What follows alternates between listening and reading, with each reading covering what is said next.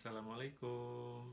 Jangan lupa klik subscribe dan like sebelum nonton video ini. Masuk nih yang saya janjikan. Ngaitinnya dengan desentralisasi, Mas, Mbak. Kan itu peran pusat di daerah. Sekarang keberadaan mereka juga bersamaan dengan desentralisasi. Bagaimana kaitannya? Nah, ini hasilnya. Hasilnya tipologi pemerintahan lokal. Ada dua, Mas. Prefektur dan fungsional. Sebaliknya, kalau mau konsisten FFA dulu, yang nomor satu itu fungsional, yang nomor dua prefektur. Kalau mau konsisten, tapi kalau Anda perhatikan kalimat saya, nggak masalah kalau nempatinnya satu prefektur, dua fungsional, nggak masalah. Penting jangan keliru ya, jangan kebalik. Hasilnya, kalau kaitannya dengan desentralisasi, itu ada prefektur sama fungsional. Karena keberadaan ini ada desentralisasi bagi negara-negara besar yang menyelenggarakan desentralisasi, hidup bareng desentralisasi. Kecuali Singapura ya, Singapura nggak mikirin ini, mikirinnya dia integrated apa fragmented. Singapura fragmented, Mas. Udah selesai, nggak ngomongin Pemda. Jadi tidak ada prefektur, tidak ada fungsional, tapi tadi yang IFA sama FFA. Dia FFA. Terserah-serah, buka cabang pulaunya aja kecil, tapi fragmented. Terserah departemen mau gimana memetakan satu pulau Singapura itu. Menteri Kesehatan bikin orang di pojok sana ya ada tuntutan buka, nggak ada tuntutan cukup. Cukup dari pusat pemerintahan. Bisa jadi nggak ada yang buka cabang. Jadi memang dari satu titik saja. Tapi kayaknya sih kalau imigrasi kan buka cabang. Ada di Sentosa Island sama di Changi kan. Terus TNI Angkatan Daratnya Angkatan Udaranya buka landasan pesawat tersendiri. Tapi markas besarnya kan jadi satu. Markas besar angkatan bersenjata ya, dari udara, darat, laut. Tapi lautnya ada di Sentosa Island atau di mana tuh saya nggak ngerti. Harus diselidiki itu. Terus angkatan udaranya nyempil sendiri juga, angkatan daratnya markasnya juga tersendiri juga. Menteri Kesehatannya berkantor dekat Perdana Menteri Singapura ya. Jadi Singapura kan kecil gitu. Nah, kalau negara yang nganut desentralisasi, nah, hidupnya ini bareng. Hidupnya FFA sama IFA. Hasilnya prefektur sama fungsional. Perhatikan. Apa itu fungsional? Nah, makanya fungsional dulu, Mas, ternyata nih. Fungsional itu related dengan FFA, Mas. Nggak ada wakil pemerintah. Jadi daerah otonom muncul ya udah.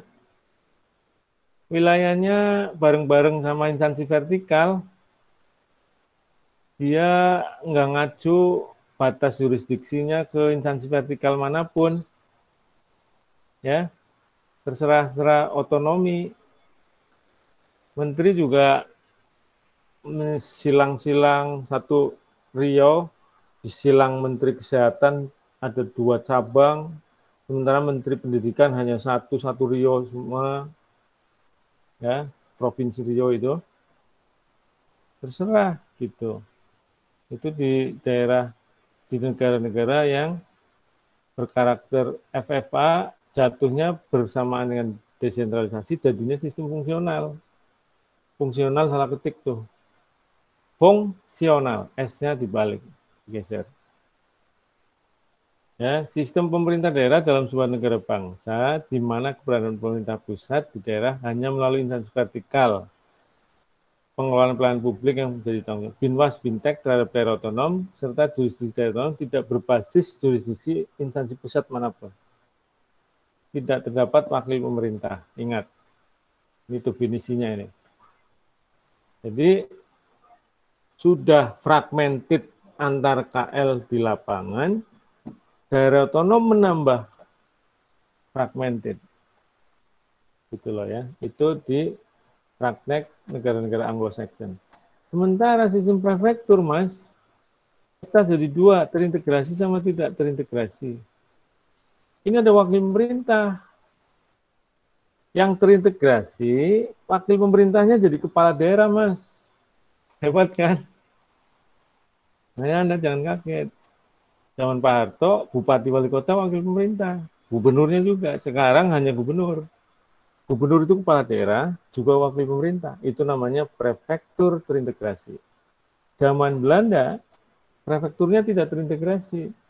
Wakil pemerintahnya orang Belanda, kepala daerahnya orang Indonesia, pribumi. Biasanya raja, ditunjuk raja. Waktu ada keturunan raja, ada mantan tokoh masyarakat, gitulah. Di kepala daerah, tapi dikontrol wilayahnya sama. Orang Belanda, buka awas loh, nggak bayar pajak, gitu. Kita dulu terintegrasi waktu dijajah. Sejak kemerdekaan terintegrasi terus sampai hari ini. Terintegrasi di gubernur. Gubernur saat ini dia kepala daerah, dia juga wakil pemerintah. Anies kepala daerah, Baswedan wakil pemerintah. Orangnya sama maksudnya. Ya kan? Gitu loh. Itulah prefektur terintegrasi. Ada instansi vertikal.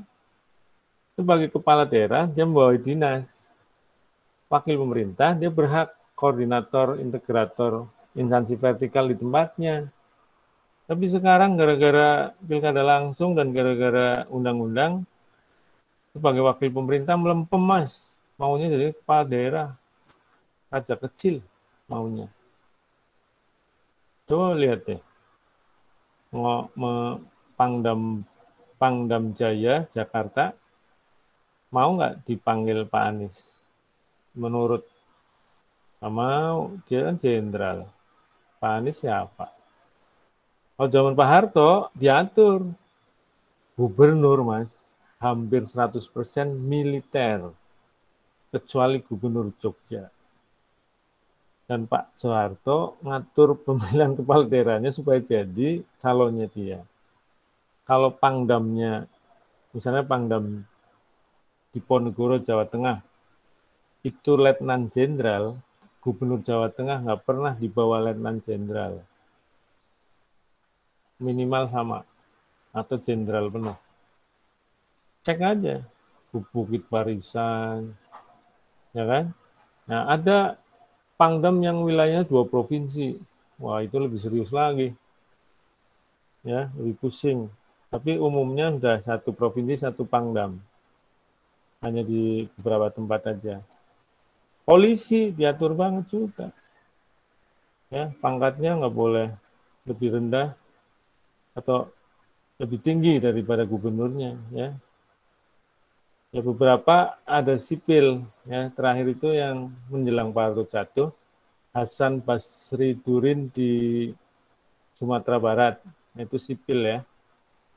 Nah, itu kontroversi itu. Dan Soeharto mengatur supaya pemilu itu atas rekomendasi dia. Pilkada ya, waktu itu lewat DPRD. Sekarang zaman demokrasi, ya wakil pemerintah mestinya ada intervensi pusat, tapi jangan caranya kayak Pak Harto. Saya ngomong begini dikira sentralisasi dan nggak laku, Mas. Orang-orang senangnya kepala daerah, wakil pemerintah, gubernur gitu, dan bupati wali kota, ya pilkada langsung 100%. Pokoknya kalau ada macam-macam ditolak. Udah andalin pilihan masyarakat. Geser ke DPRD aja, banyak nolak. Apalagi ada intervensi pusat, ditolak banget. Padahal dijudulin di undang-undang, Mas, wakil pemerintah itu gubernur. Pemerintah punya wakil, tapi dia nggak bisa ngapa-ngapain pada saat pemilu. Aduh, undang-undang nggak jalan menurut saya. Cabut aja wakil pemerintah, kalau gitu kan. Nggak jalan, saya nggak belain presidennya siapa aja. Sistem saya ngomong. Benci karena sistem, suka karena sistem. Ya kan? Sekarang ini aja, apalagi Pak Jokowi kan gitu. Nanti kalau ganti presiden lagi, saya pun ngomongnya sama. Kalau dianut wakil pemerintah, mestinya pemerintah punya porsi pada saat pemilihan. Bukan ngandalin masyarakat seleksi voting aja melalui langsung gitu loh. Yang gampang kan berarti melalui DPRD sehingga gampang diatur. Ini melalui langsung masyarakat, kok menang begitu uji tes, misalnya tambahin kompetensi, tes kebijakan publik, kok kalah masyarakat nolak mas, dan ributnya setengah mati. Beda dengan lewat DPRD terus kemudian dijelaskan, karena wakil pemerintah harus ada porsi seleksi gitu loh. Di samping election ada seleksinya. Zaman Pak Harto gelap gulita, hanya Soeharto dan Allah SWT yang tahu, dan kita udah bisa baca mana yang dipilih Pak Harto. Nah, sekarang kan nggak boleh gitu demokrasi, ya kan? Transparan dong. Udah bagus loh, bahasa Inggrisnya bagus, kebijakan publiknya paham, terus apa? Berpengalaman dalam pemerintahan, punya track record kepemimpinan gitu loh. Nah itu kan terbaca. Masa nilainya rendah kalau misalnya memang bagus. Terus dibandingin dengan satunya lagi, kan kelihatan, oh ini mohon maaf, pendidikan kan bisa menentukan, salah satu indikator. Yang ini jauh, ini kalau sampai ke Amerika atau ke Arab Saudi, ya, doktor di Medina University gitu. Ini pengalamannya ada, dihitung kan berarti. Pilkada yang menang memang yang bukan alumni Medina atau alumni luar. Tapi begitu tes berikutnya, nah makanya undang-undang ngatur dikasih bobot. Pilkada bobotnya lebih besar apa lebih rendah dulu. Gitu. Kalau mau bener loh mas, tapi kalau kayak gini kan 100% dari pilkada. Berarti percuma wakil pemerintah. Dibuang aja menurut saya sih. Karena nggak konsisten. Artinya nulis di undang-undang tapi nggak dijalani. Kalau bahasa kerasnya dalam Islam, munafik. Ditulis, nggak dijalani. Kan munafik. Ya. Kita sistem prefektur terintegrasi, tapi nggak bunyi sebagai wakil pemerintah. Maunya kepala daerahnya. Lanjut. Nah, perbedaan dasar prefektur fungsional ya Anda harus ingat-ingat wakil pemerintahnya. Di fungsional nggak ada wakil pemerintah, udah pasti. Ya, harus dicatat. Bahasa akademiknya prefektur. Makanya orangnya prefek namanya. Wakil pemerintah itu prefek. Di prefektur ada prefek, di fungsional nggak ada prefek. Sistem prefektur ini Euro-kontinental, fungsional, Inggris Amerika, Anglo-Saxon. Nah, tadi udah ngomong tentang pengisian kepala daerah. Harusnya ada intervensi pemerintah, tapi ini nggak ada kan di Indonesia. Ya, itu. Intervensi pusat itu mestinya ada. Pengisian jabatan yang 100% dari pilkada langsung itu nggak lazim di pengisian jabatan di integrated field administration atau prefektur gitu loh. Lanjut. Nah, ini udah saya pikir tak terintegrasi sama integrasi sudah dijelaskan. Kalau tak terintegrasi kan tadi wakil pemerintah dijabat orang berbeda dengan kepala daerahnya. Saya nggak perlu jelasin lagi. Oke, fungsional udah tadi, ini mengulang ini berarti. Ada tulisan Liman, karena Indonesia bertingkat, negara-negara tertentu, saya kasih tahu ke Anda, di dunia ini umumnya pemerintah daerah itu 2 layer, Mas, 2 tingkat. 2 tingkat lebih dominan jumlahnya. Dari hampir 250 negara itu, yang meninggalkan desentralisasi, bisa 100-an 2 tingkat. Yang 1 tingkat sedikit, yang 3 tingkat lebih banyak dari yang 1 tingkat. Tapi masih tergolong sedikit. Paling umum 2 tingkat, kayak Indonesia. Maka, Liman nulis begitu banyak tingkat, ada fuse, dual, split. Fuse itu kalau 2 tingkat sama, kayak Indonesia zaman Pak Harto. Provinsi, wakil pemerintah sama kepala daerah, gabung, kabupaten kota juga gabung, itu namanya fuse. Split itu sekarang Indonesia. Split. Gubernurnya, wakil pemerintah, dan kepala daerah, kabupaten kotanya enggak. Itu split. Jewel itu zaman apa namanya penjajahan, ya, atau merujuk yang sistem fungsional. Jewel itu. Jewel, ya. Karena dekon doang, nggak ada wakil pemerintah. Men bisa dekon sama instansi vertikal sama dinas kan dua struktur yang berbeda. Makanya jewel bisa mendua dalam satu wilayah. Ya. Atau tadi wakil pemerintah sama ini tak terintegrasi. Itu terjadi jual. Oke, lanjut. Undang-Undang 23 2014 yang sudah diketok, udah jadi undang-undang kita, udah positif, harus jalan. Sekarang 217 menuju 230, nanti setengah jam buat tanya jawab. Kita model prefektur, Mas. Cek pasal 1 ayat 9, ya, sama pasal 5 tentang status daerah. Pada saat draft kesekian sekarang udah jadi undang-undang, ya kan? Nah, Undang-Undang Nomor 1 tahun 45 dual prefektur, ya. Undang-Undang 22 juga prefektur. 157 nih yang enggak, ini fungsional nih, karena nggak ada di dua tingkat, nggak ada wakil pemerintah. Saya udah baca undang-undangnya. Saya cari undang-undang itu.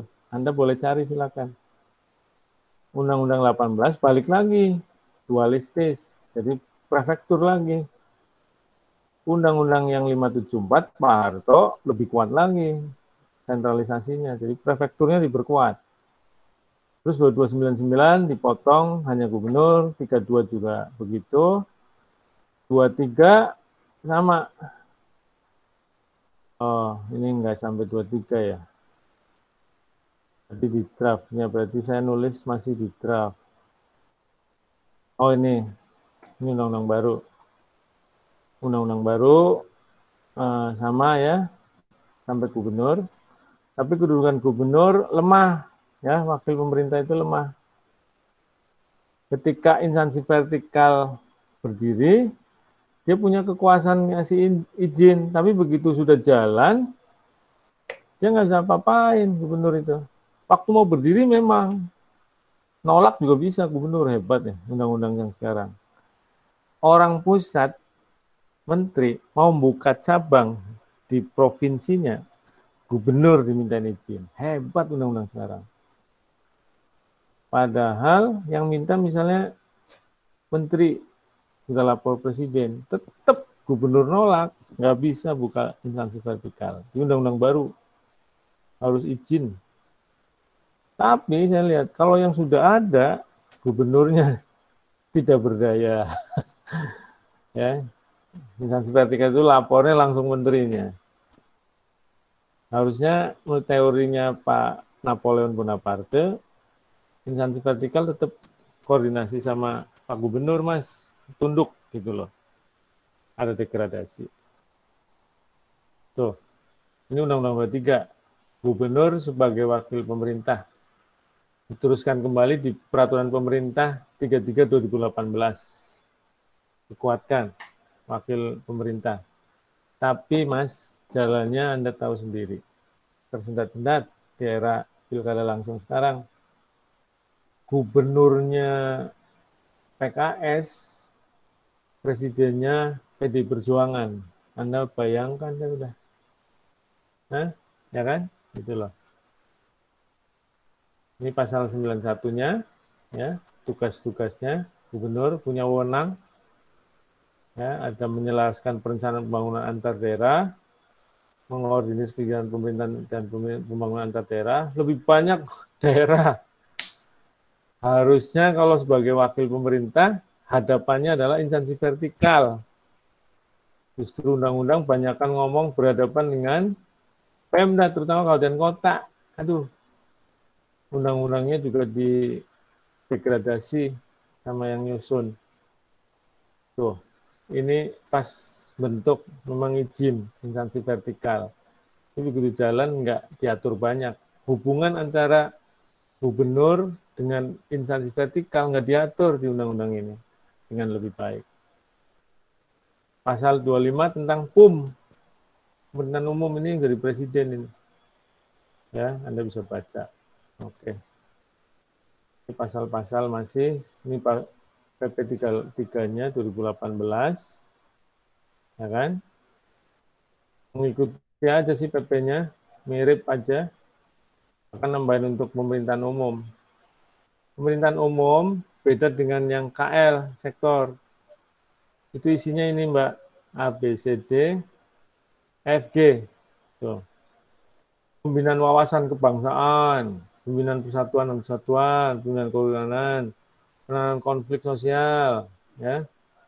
Yang menurut teori itu ini yang penting, koordinasi pelaksana tugas antar instansi pemerintah yang ada di wilayah. Ini semestinya disebut instansi vertikal juga, bukan kesannya hanya milik Pemda, dinas-dinas, ya. Ya, mestinya disembunyikan ini. Memang tugas koordinasi integrasi itu yang dibunyikan oleh teori. Ini dibunyikan di undang-undang. Mestinya ini sudah dikuatkan, tambahin instansi vertikal, ya. Ini ada, tuh. Kalau nggak ada wewenang yang diambil, dia bisa ngambil tuh urusan. Dibutuhkan kebutuhan masyarakat, tapi belum dilakukan oleh instansi vertikal atau wewenang daerah, diambil. PUM, ya, PUM. Gitu loh. Itu urusan PUM pasal 25. Ya, oke. Ini sampai detail. Terus PP-nya. PP 38 itu untuk tugas dan wewenang gubernur sebagai wakil pemerintah. Copy paste banyakkan dari undang-undang, ya. Sama-sama berapa dengan instansi vertikal pemerintah pusat biasanya pada saat pembentukan, memberi persetujuan. Tapi begitu jalan kurang diatur, ya. Ini penjelasan saya membaca PP 33 2018. Tidak memperlihatkan tugas gubernur sebagai pengemban urusan PUM, sedang 23 justru sebagai pemegang urusan PUM. Ini PP-nya aja kadang-kadang kalau dibaca apakah bertabrakan ya menurut saya gitu. Baik, ada pertanyaan? Sudah selesai saya penjelasannya. Ini menarik buat Indonesia, masih ngadepin ada liku-likunya orang pusat di daerah, baik pewakil pemerintah maupun sektornya, ya. Jadi daerah otonom harus berdampingan seperti berdampingan dengan COVID, ya kan? Gitu loh. Silakan, kalau ada pertanyaan. Monggo, Mbak. Saya, Pak. Siapa nih? Muslimah, Pak. Muslimah. Oke, Mbak Muslimah, silakan. Terima kasih sebelumnya, Pak. Saya mau bertanya gini, Pak. Dalam hal pemerintah pusat yang di daerah, itu tentunya ada masalah atau kendala yang tidak bisa dihindari gitu antara pemerintah pusat, keputusan pemerintah pusat yang di daerah sama di daerahnya gitu, Pak, pemerintahan di daerah. Jadi bagaimana cara menghadapi, kan kita nggak bisa menghindari persoalan itu. Apakah ada daerah yang kepala daerahnya tidak sinkron dengan wakil pusat di daerahnya itu, Pak, gitu. Bagaimana cara mengatasi persoalan itu gitu. Oh. Oke. Saya khawatir Anda terjebak pada penjelasan prefektur tak terintegrasi. Tapi kalau di Indonesia terintegrasi, harus dicatat dulu. Wakil pemerintah dipegang oleh satu orang bersama kepala daerah, yaitu gubernur. Gubernur kan satu orang ya. Dalam kata gubernur, itu ada tugas sebagai wakil pemerintah dan juga kepala daerah. Jadi orangnya sama. Kalau berbeda kepentingan, maka di dalam satu orang itu memang bisa stres dia. Misalnya Pak Anies. Pak Anies minta warganya dan dirinya untuk menghentikan proyek reklamasi Jakarta. Ya kan? Tapi Pak Jokowi, Luhut, minta reklamasi lanjut. Nah, dia stres tuh. Dia dengerin Iya, sebagai wakil pemerintah, iya Pak, apa gitu. sebagai kepala daerah. Dia Itu kan stres. konfliknya nggak selesai-selesai itu Pak. Nah, Gimana sampai cara mengatasi itu? sampai hari ini diserahkan ke proses hukum, sehingga kalau nanti hukumnya memenuhi ya akan diteruskan. Kalau nggak memenuhi, di stop sama Pak Anies. Jadi Pak Anies juga Hmm, cukup lihai dia. Jadi bagaimana keputusan itu diambil gitu. Ya serahkan ke apa proses hukum, ya kan. Nah, yang pelik itu Mbak, waktu zaman Belanda itu, orang Belanda wakil pemerintah, terus orang Indonesianya kepala daerah, orangnya beda. Nah, ini berantem ini. Sekarang kan nggak ada gitu. Itu yang Anda perlu perhatikan. Tapi bupati wali kota itu kan kepala daerah. Terus gubernur, wakil pemerintah dan kepala daerah. Kalau ada konflik antara bupati dan gubernurnya, nah ini menarik. Anda nanya itu juga nggak kira-kira? ya Pak. Nah, Se- kalau nanya Sering. begini ya, jangan mudah-mudahan Anda nggak nganggap saya orang sentralisasi. Jadi Anda perhatikan apa yang jadi interest konfliknya mereka. Kalau konfliknya subjektif, Anda perjelas subjektivitasnya. Syukur-syukur konfliknya nggak subjektif. Kalau tidak subjektif, sama-sama karena untuk kepentingan bangsa, Anda harus lihat kedudukan wakil pemerintah itu mewakili kepentingan nasional, Mbak. Kalau daerah, kebetulan provinsi, berarti provinsi kan lebih besar dari kabupaten kota. Kabupaten kota itu lebih kecil, maka harus bisa menempatkan diri. Jadi harusnya Anda paham bahwa kepentingan yang lebih besar harus ditegakkan lebih dulu daripada yang kecil. Ini kalau nggak subjektif gampang, tapi kalau subjektif, waduh ini konflik subjektif ini bisa menyangkut golongan, bisa menyangkut kepentingan bisnis, ya kan? Kalau ini udahlah serahkan ke hukum, bagaimana bisa menjelaskan, mengklirkan dulu gitu loh. Kalau udah clear kan bisa ngomong. Kepentingan nasional harus di atas, Mbak. Itu sebetulnya saya nggak ingin Anda tanya bahwa reklamasi itu kepentingan nasional bukan. Ya, kalau ini kan di Provinsi Jakarta aja kan. Nah ini Iya. Pak Anies memang stres nih. Kalau dibaca kepentingan segelintir bisnis di reklamasi di Jakarta, jelas Anies harus bisa berani lihat hukumnya jelas. Wah ini sih karena bisnis semata sekelompok orang, bukan kepentingan nasional. Syuk dihukum aja, apa lewat hukum. Tapi kalau menentang kebijakan nasional, Pak Anies keliru. Karena dia adalah wakil pemerintah, Mbak. Kepentingan nasional, ya saya nggak ngomong saya sentralistik orangnya ya.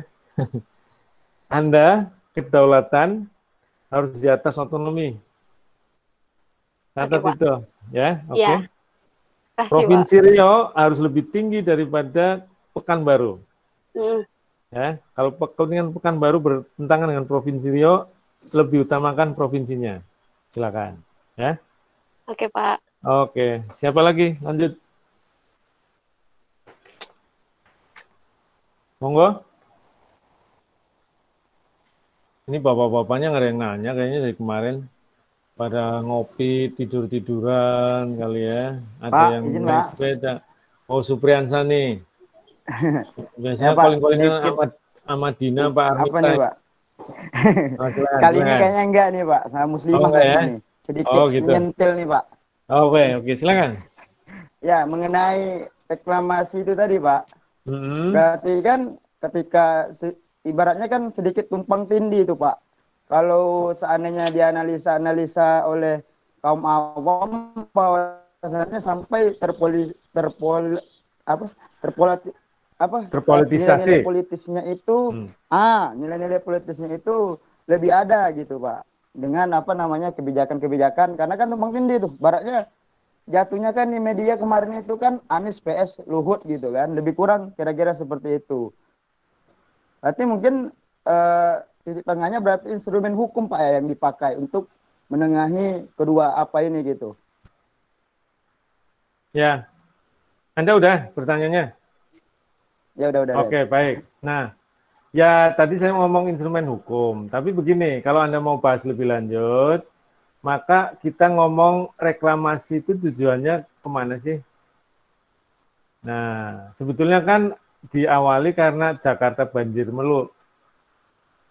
Jakarta kalau posisinya status quo, itu pada tahun sekian itu akan tenggelam sampai Monas. Maka perlu ada cara bagaimana menyelamatkan Jakarta dari tenggelamnya air laut, gitu loh. Itu nggak terbantah tuh, fakta itu. Nah, cara untuk melindungi itu nggak harus reklamasi yang sekarang. Kemudian, cara proses, kalaupun reklamasi bisa dikatakan sebagai salah satu alternatif untuk mengatasi Jakarta, proses menunjuk bisnisnya yang sekarang sudah sedang jalan, harus good governance ya, kita lihat kan. Jadi Pak Anies akhirnya ya udahlah supaya tidak terlalu menentang pemerintah pusat, dia ingin hukum yang bicara, jadi nanti bisa diikuti gitu loh. Nah menurut saya sih cukup cerdik juga Pak Anies gitu. Dia stres sebetulnya, karena kelihatan pemerintah pusat itu nekan untuk jalanin terus reklamasi, sementara dia dari interestnya dan dari kelompok dan pandangannya dia enggak setuju reklamasi diteruskan. Tapi harus ada alasan kan untuk menghentikan reklamasi. Sementara ini lagi dihentikan untuk proses hukum kan gitu. Bahkan dia gebrakan dihentikan dulu. Itu sudah luar biasa itu. Sudah berani juga Pak Anies gitu loh. Ya, dengan alasan dia kemudian bisa diterima oleh pemerintah pusat. Makanya pemerintah pusat juga ikut pikirannya Jakarta sekarang. Nggak tahu kalau nggak seberani Pak Anies ya saya nggak ngerti nih. Untungnya Jakarta di challenge sama Pak Anies Baswedan yang cukup berani. Oke Mas. Siapa lagi silakan? Ya. Pak Mas yang tadi Pak. Jadi kan bahwasannya kan berarti kan apalagi ini sebenarnya berkaitan dengan statement Bapak gitu kan. Kalau saya memandangnya gitu kan, secara pribadi statement Bapak di awal bahwasanya memang pemilihan langsung di daerah-daerah itu belum tepat begitu gitu karena karena kelihatan tuh ketika Ahok gitu kan yang masih menjadi gubernur pada saat itu kan mungkin kan ya entah sama-sama partai politiknya atau bagaimana lah kan seperti itu. Ketika Pak Anies kan terlihat itu Pak sedikit terpolarisasi kasus-kasus reklamasi ini, apakah memang berkaitan tuh dengan tidak siapnya kita dengan pemilihan langsung yang statement Bapak tadi pagi itu gitu. Gitu, Pak. Ya itu menjadi akselerator, benar. Kondisinya sudah begini, ditambah pilkada, ya kan? Iya kalau yang jadi satu aliran politik dengan Pak Presiden, jalan terus kan? Ini ternyata beda. Ya pasti akan memberi warna kan? Dan memang berani itu Pak Anies berbeda. Gitu. Ya akselerator Mas, benar. Cuma saya ngomong soal pilkada itu dalam kerangka tidak masuk case by case, tetapi sistem gitu. Kita nyebut dalam undang-undang nasional itu wakil pemerintah, Mas. Nah, nggak dibunyikan. Jadinya ya terjadilah pilihan apa yang muncul adalah 100% dari pilkada gitu. Dan itu berpotensi resikonya beda dengan presiden. Karena presiden juga dipilih secara langsung melalui partai juga kan. Proses pemilihannya diusung partai. Partainya beda, rame udah. Nggak usah harus ada kasus seperti reklamasi. Yang adem ayem, tiba-tiba partainya beda dengan presiden, pasti akan rame juga. Apa-apa dipolitisir, harus beda dengan pemerintah. Itu yang repot Mas, sekarang. Di permukaan nggak beda, di dalam kita harus beda. Ya kan? Itu loh Mas. Tapi ini yang diinginin bangsa Indonesia Mas. Ini yang diinginkan bangsa Indonesia ini. Makanya rame terus. Ya kan? Pilkada langsung. Anda juga nggak setuju kalau pilkada langsung dicabut kan?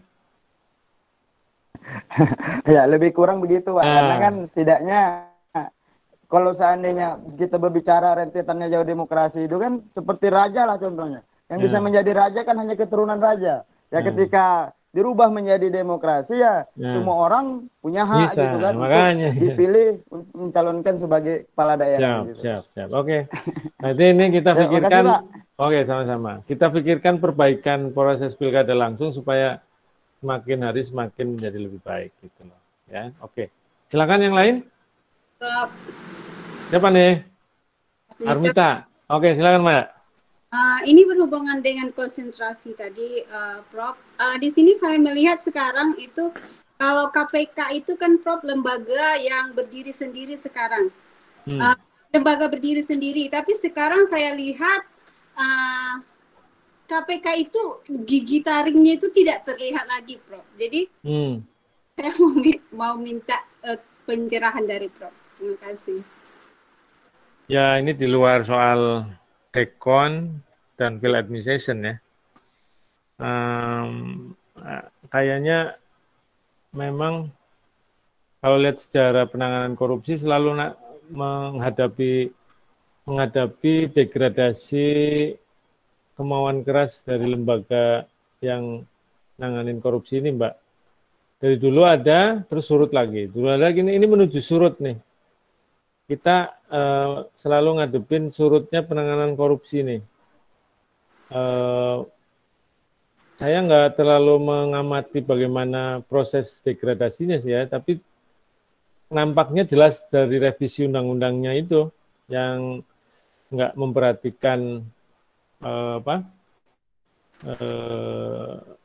persoalan korupsi sebagai kejahatan extraordinary kembali gitu loh.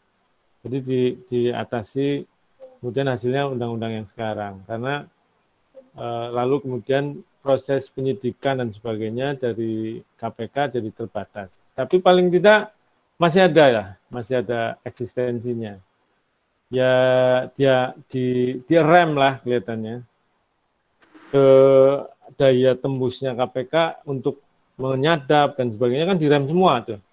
Tapi lembaganya masih ada. Beda dengan sejarah yang dulu, bahkan dibubarkan, Mbak. Dibubarkan. Zaman Soekarno pernah ada, dibubarkan. Zaman Soeharto awal ada, dibubarkan. Terus akhirnya reform mulai muncul, pernah ada usaha lagi, sekarang usaha yang sekian kali, akhirnya tetap revisi. Memang kuncinya di DPR, Mbak. Karena yang bikin undang-undang kan DPR. DPR banyak yang ditangkap.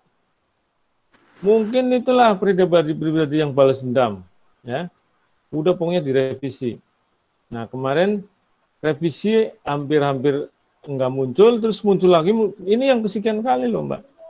Nah Presiden nampaknya sih penentukan. Kemarin terakhir kan ternyata Presiden lebih ke arah yang akhirnya diketok ini, Mbak. Nah ada yang usaha untuk judicial review, semua udah diamankan kan gitu loh. Jadi kita sebagai bangsa ini juga perlu merenung bersama ini, apakah proses yang terkait korupsi ini sudah on the track. Karena ada orang bilang bahwa KPK yang kontrol siapa sih? Itu kan pertanyaan yang harus dijawab serius juga, Mbak. Sebelum direvisi kan sulit terkendali. Tapi KPK sebetulnya selama ini mampu menjawab kalau ada pertanyaan itu. Sistem yang dibuat mereka, itulah yang mengendalikan mereka. Jadi kalau ada orang nyuap KPK, Mbak, pada saat itu, yang menerima suap, out, dipecat.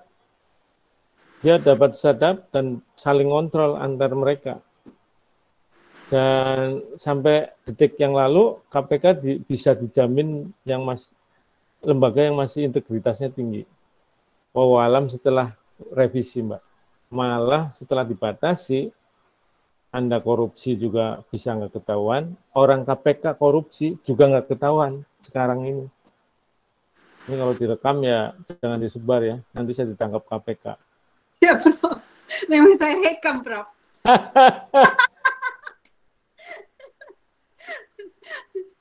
Ini hanya asumsi ya. Karena kan gini ya, menurut saya kan gigi penyidikan harus lapor dulu. belum siap-siap sudah dikasih tahu orang yang diendus. Nggak jadi deh, pasti nggak ketahuan, insya Allah. Ya kalau niatnya adalah niat jahat yang keluar. Tapi kalau niatnya untuk memperbaiki, mungkin Pak tegur aja dulu deh, jangan langsung ditangkap. Bosnya mau begitu, gitu loh ya. Tapi kalau benar, kalau enggak, langsung dikasih tahu aja lah, biar nggak ada korupsi yang ketahuan. Kan yang jadi begitu. Terus karena ada perbaikan ASN, KPK di tubuhnya itu tadinya bukan ASN, pegawainya adalah khusus. Sekarang harus ASN. Anda tahu sendiri karena ada aturan main birokrasi yang standar. Nah, makanya saya berani ngomong kalau sudah begitu, ada proses yang rumit juga di dalam tubuh KPK sekarang ini. Ya kan? Gitu loh. Nah, ASN udah pasti di bawah pemerintahan. Sementara yang kita itu kan dia punya wewenang sendiri mengontrol, mengawasi, dan menghakimi pemerintahan. Nah, makanya pasti lemah kan? Ya. Pasti yang jadi titik temunya adalah ya kong kali kong. Kong kali kong akan jadi pilihan bangsa Indonesia. Ya, ini di luar soal dekon ya, nambah pencerahan dari Armita. Silakan yang lain. Terima kasih, Prof. Sama-sama. Prof, mau nanya. Oke, silakan Mbak. Ya, mau nanya masalah dekonsentrasi, karena ini fokusnya dekonsentrasi kan. Ya. Dalam pelaksanaan dekonsentrasi itu kita mengenal adanya dana dekonsentrasi. Nah, dana dekonsentrasi ini kan dikelola oleh pusat, dibayarkan melalui KPPN, Kantor Pelayanan Perbendaharaan Negara.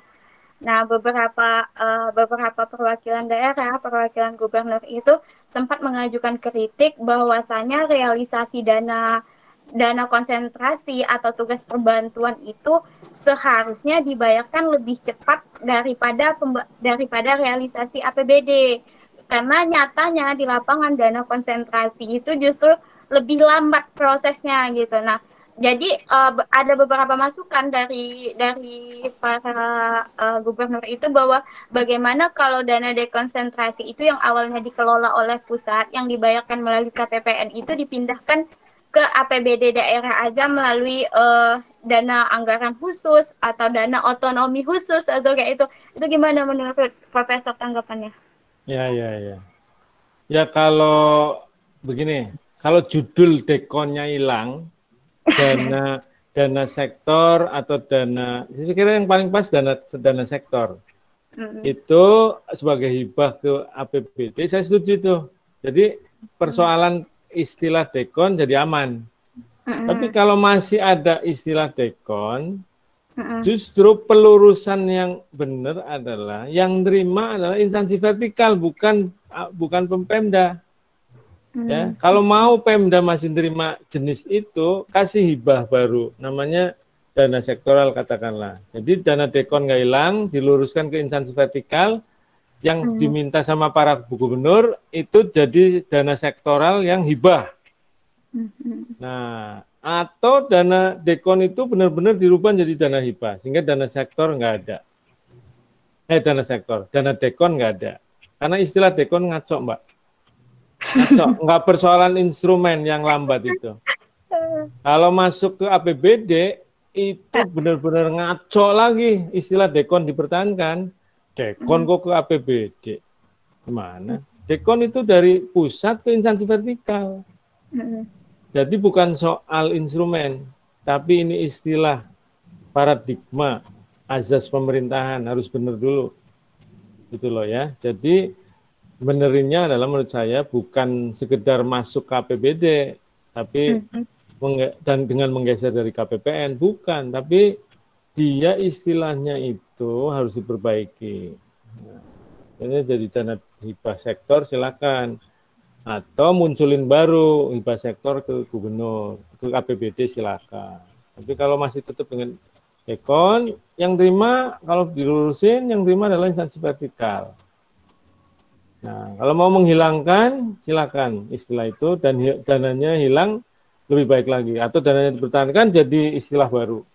Masuk ke APBD silakan. Oke Mbak? Oke Pak. Semoga Makasih. juga kalau baru jadi cepat juga ya. Oke. Sama-sama. Oke. Ada lagi?